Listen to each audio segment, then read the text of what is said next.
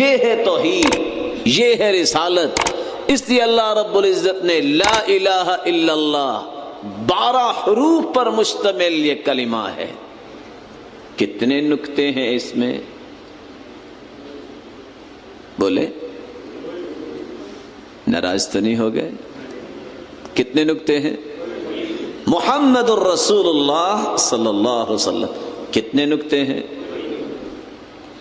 اگر 12 اور 12 24 حروف 24 گھنٹے کامیابی کے کوئی گزارنا چاہتا ہے، نہ توحید میں نکتہ آنے دے نہ رسالت میں نکتہ آنے دے۔ اگر توحید اور رسالت میں، جس میں اللہ رب العزت نے بھی نکتے کو پسند نہیں فرمایا، اگر نکتہ آ گیا، اس کا مطلب ہے کہ ناکامی کے راستے پہ چل نکلا ہے اور کامیابی کا راستہ بھول گیا ہے۔ اس لیے اللہ رب العزت نے قرآن مجید میں فرمایا،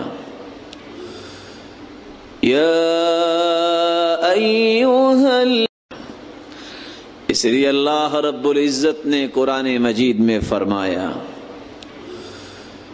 یا ایھا الذین آمنوا اتقوا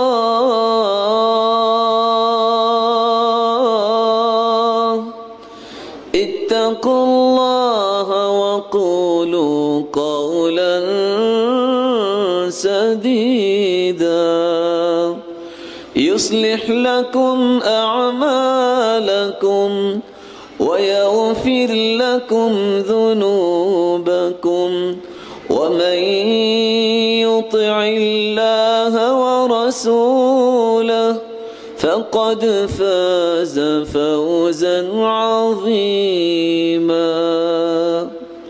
مومنو، اللہ سے ڈر جاؤ، سیدھی بات کہو۔ سیدھی بات قرآن کی بات ہے، سیدھی بات حدیث کی بات ہے، اس سے سیدھی بات دنیا میں آئی ہی نہیں ہے۔